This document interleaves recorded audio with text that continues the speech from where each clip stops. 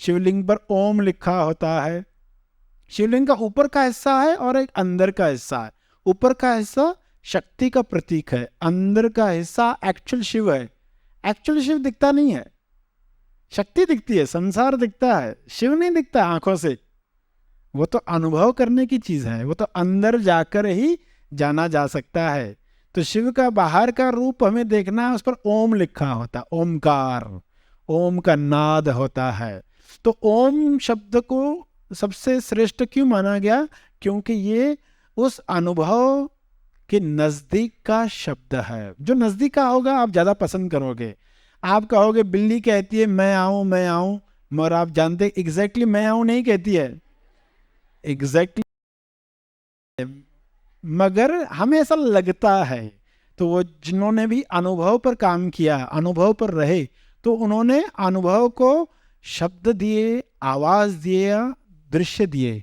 जो आंखों से ज्यादा काम करने वाले लोग उन्होंने रूप दिया, जो कानों से ज्यादा काम करने वाले लोग उन्होंने शब्द दिए, ओमकार दिया। तो उन्होंने कहा अनहद नाद, यानी ऐसा आवाज जिसकी हद नहीं, जिसकी कोई हद नहीं, अनहद, अनहद नाद चल रहा है। शिव के साथ क्या चल रहा है? अनहद नाद चल रहा है, यानी हमारे अंदर वह एहसास लगातार चल रहा है, बिना रुके चल रहा है, बिना प्रहार किए चल रहा है। प्रहार करने की आवश्यकता नहीं है। प्रहार जब हम करते हैं, आघात करते हैं तो आवाज होती है, ताली बजाते तो प्रहार करते हैं, आघात करते हैं तो आवाज होती है। मगर एक ऐसा आवाज है जो एक हाथ से आती है, एक हाथ की ताली अलग होती है, वह ताली ओमकार है। बताने वालों ने क्या कहा? एक हाथ की ताली जो है वो ओमकार है, वो बज ही रही है, अंदर वो नृत्य चल ही रहा है। उस ओम में हमें स्थापित होना है, तो ओम शब्द कहा। ओम शब्द क्या है? नजदीक का आवाज। पानी गड़गड़ की आवाज कर रहा है, ट्रक का आवाज आ रहा है, गुर्र हो रही है, तो क्या वाकई वैसा ही है? एग्जैक्टली वैसा ही नहीं है, ऐसा लग रहा है। कोई तो नजदीक का आवाज बोलेंगे ना हम, नजदीक का है, एग्जैक्टली नहीं। तो ओम जो बोल रहे हैं तो ओम नजदीक का है। फिर ओम के भी नजदीक एक आवाज है जिसको हम आई कहते, अम्मा कहते, मम्मा कहते, वो भी ज्यादा पसंद आता है, वो भी पसंद आता है क्योंकि वो ओम के नजदीक है। तो इसलिए इस आवाज को इतना महत्व दिया गया। जो लोग साधना करते, योग करते, ओमकार करते, ओम का नाद करते हैं, अनहद नाद, अनाहत नाद, अनाहत नाद यानी बिना प्रहार की आहट, बिना आहट के, बिना प्रहार, बिना आघात किए जो आवाज होती है, वो अनुभव है। वो किससे टकरा रहा है? किसी से नहीं टकरा रहा है, वो किसी से नहीं टकरा रहा है, वो चल ही रहा है।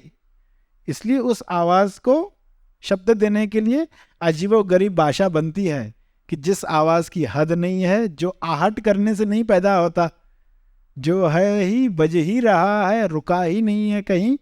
तो फिर इस तरह ओमकार का महत्व समझ में आएगा। और माँ शब्द या आई शब्द या आमीन शब्द, ओम शब्द, ये क्यों भाते हैं? क्योंकि उस अनुभव की याद दिलाते हैं। अगर अनुभव की याद दिलाए तो ये आवाज काम की, अगर याद नहीं दिलाए तो फिर ये आवाजें मात्र कर्मकांड रह जाएंगे। तो हमें काम करना है उन शब्दों पर जो हमें अपने आप पर ले जाए। जो भी शब्द अपने आप पर ले जाए, शिवोहम कह रहे हो, कोहम कह रहे हो, सोहम कह रहे हो, तेजम कह रहे हो, जो शब्द हमें अपने अनुभव पर ले जाए वो आपके लिए ओमकार है, ईश्वर का एहसास है, काम का है, वो मंत्र कुछ कर सकता है। वरना लोग शिवो हम कहते हैं, ओम नमः शिवाय कहते हैं, नमन तो होता नहीं, मगर सिर्फ शब्द बोलते रहते हैं। नमन होता तो शिव की क्वालिटीज आई होती, वो तो हुआ ही नहीं, तो मात्र कर्मकांड रह जाएंगे। तो ऐसा ना हो जाए, इस बात को समझना है। और जैसे बताया कि इस ओमकार के अंदर जो मूल बिंदु है वो शिव है, बाकी तो शक्ति है जो प्रकट हुई है। अगरबत्ती गोल घुमाने से जो प्रकट हुई, शिव सभी तरंगों के बीच में जो है बिंदु, वो तरंगित नहीं हो रहा। जब संसार नहीं था वो स्टिल था, वो शांत था। जब संसार बना तो वो एक्शन में आया। मंदिरों में लोग जाते तीर्थ स्थानों पर जाते तो वहाँ तरंग होती है, लोगों ने वहाँ साधनाएं की होती है, वहाँ एक वाइब्रेशन होती है, उस वातावरण में अनुभव पर जाना आसान लगता है।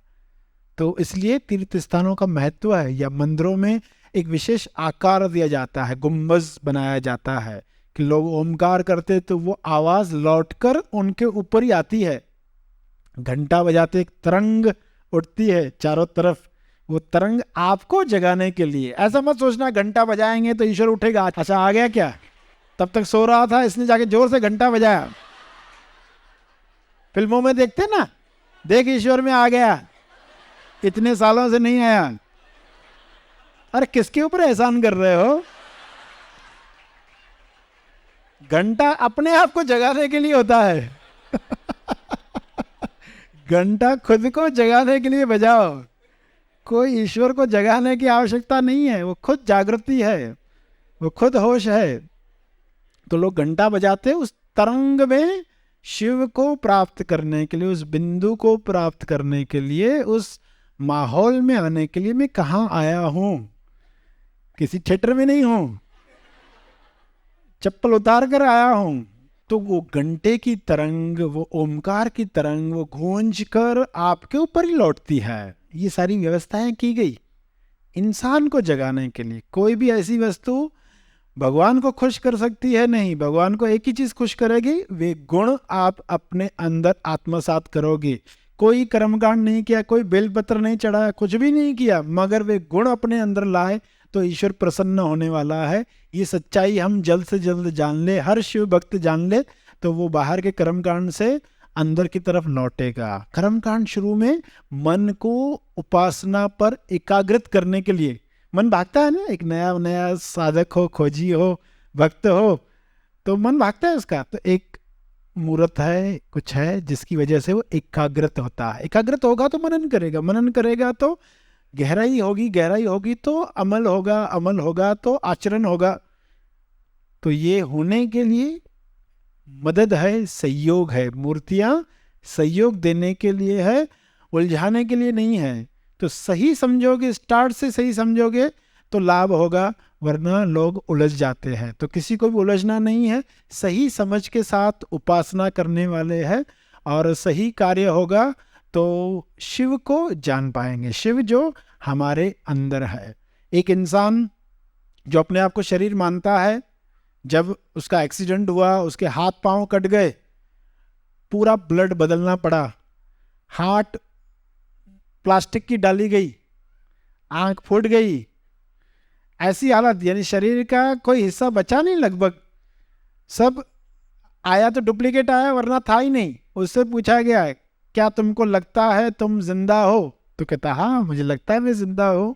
क्या तुमको लगता है तुम पूर्ण हो? कुछ अधूरे, अब मैं आधा हूँ, पहले मैं पूरा था अब मैं आधा हूँ, ऐसी फीलिंग है क्या? मतलब अंदर से तो लगता नहीं कि मैं आधा हूँ, अंदर से तो मुझे पूर्ण ही लग रहा है। तो अंदर से वो किसको देखकर कह रहा है? वो शिव को देखकर ऐसा कह रहा है, शरीर को देखकर नहीं कह रहा।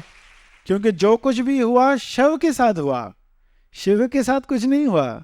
जो भी हुआ शव के साथ, शव के साथ यानी लाश के साथ, कैलाश के साथ कुछ नहीं हुआ।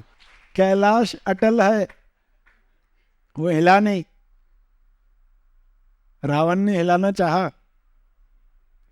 लंका में शिवलिंग को ले जाना चाहा, ले नहीं जा पाया। तो रावण जैसी बुद्धि रखने वाले लोग शिव को नहीं प्राप्त कर सकते। कई सारी कहानी आपने सुन रखी होगी, मगर अब इतनी सारी बातें सुनने के बाद समझ में आएगा कि हर कहानी के पीछे अर्थ क्या। इस विषय पर और विस्तार से मार्गदर्शन पाने के लिए आप इन पुस्तकों का लाभ ले सकते हैं। महा आसमानी परम ज्ञान शिविर क्यों करें? आइए कुछ सत्य साधकों द्वारा जाने कि इस शिविर का उनके जीवन में क्या लाभ हुआ। उम्र अभी 50 साल में मैंने एंट्री किया है, लेकिन 25 साल मेरे गए इसमें पॉलिटिक्स में। लेकिन अभी सही सुकून इतने सालों में मुझे कभी नहीं मिला, वो मुझे आज मिल रहा है। कि मैं बहुत पूरा इंडिया भारत में गया हूँ, सब जगह गया हूँ, जहाँ जहाँ कुछ चलता सब गया हूँ, लेकिन मुझे कंप्लीट कुछ नहीं मिला है, मुझे सुकून नहीं मिल रहा है। अभी सर श्री जी के पास जाने के बाद मुझे कंप्लीट सुकून मिला है। तो अभी मुझे लग रहा है मैं आके एक बहुत बड़ा काम किया और मुझे एक ऐसा लग रहा है ये ज्ञान जो सबको मिलना चाहिए। हाँ, यस। तेज ज्ञान फाउंडेशन द्वारा आयोजित और सर श्री जी की शिक्षाओं पर आधारित महा आसमानी परम ज्ञान शिविर में जरूर भाग लें।